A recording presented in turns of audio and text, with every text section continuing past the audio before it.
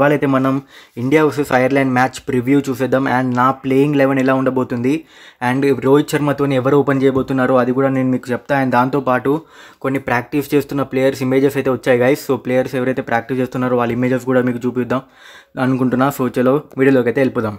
First అయితే ఇక్కడ మీరు చూడొచ్చు గైస్, విరాట్ కోహ్లీ ఇమేజెస్ అయితే వచ్చేసాయి బయటికి. మీరు కూడా చూసే ఉంటారు, మీతో కలిసి చూద్దామని అయితే నేనైతే ఆగాను. సో చాలా రోజుల తర్వాత మన విరాట్ కోహ్లీ అయితే ఐపీఎల్ తర్వాత అయితే కనిపించాడు ప్రాక్టీస్ చేస్తూ. సో తన ముఖంలో ఆ కళ అయితే కనబడుతుంది. సో హోప్ వరల్డ్ కప్లో మంచి పర్ఫార్మెన్స్ ఇస్తాడని. సో వార్మప్ మ్యాచ్ అయితే మిస్ అయ్యాడు. సో మనందరికీ తెలుసుగా జెట్ లాగ్ అనేది ఉంటుంది, అదే రోజు తనైతే ల్యాండ్ అయ్యాడు. సో అంత తొందరగా వార్మప్ మ్యాచ్కి అవైలబుల్ కావడం అంటే చాలా కష్టమే.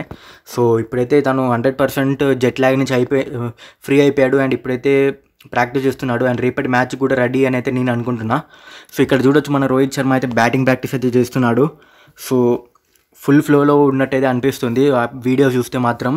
చాలామంది అయితే బయటికి వెళ్తున్నారు, నేనైతే కొందరే చూపిస్తున్నా. సో ఇదైతే మన విరాట్ కోహ్లీ బ్యాటింగ్ ప్రాక్టీస్ చేస్తున్నప్పుడు. సో ఇక్కడ చూడొచ్చు మీరు, చాలా ఇంటెన్స్ ప్రాక్టీస్ సెషన్ అయితే జరిగిందంట, కొన్ని సోర్సెస్ చెప్తున్నాయి.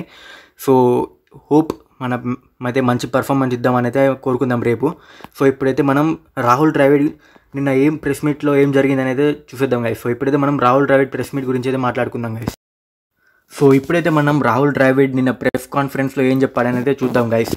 సో ఫస్ట్ వచ్చేసి అతను ఏం చెప్పాడంటే, we are not underestimating Ireland, they just beaten Pakistan as well, they play a lot of T20 cricket.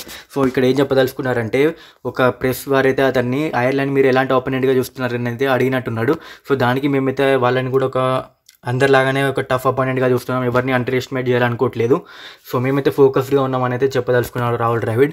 And next question, మీ ప్లేయింగ్ 11 గురించి చెప్పమన్నాడు. సో దానికి రాహుల్ ద్రావిడ్ ఏం చెప్పాడంటే, we don't want to reveal much but we have Rohit and Jaiswal and Virat also open in IPL. So everything is on cards. So దానికి opening గురించి అడిగినట్టున్నారు Rahul ద్రావిడ్ని.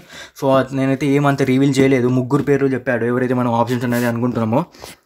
So ఇప్పుడైతే రాహుల్ ద్రావిడ్ ఇంకోటి కూడా కన్ఫర్మ్ చేశాడు, ఇదైతే తన లాస్ట్ కోచింగ్ అసైన్మెంట్, అంటే last T20 world cup as an Indian coach. So T20 తర్వాత T20 వరల్డ్ కప్ తర్వాత అతనైతే ఇండియన్ కోచ్గా రిటైర్ అయిపోతాడు.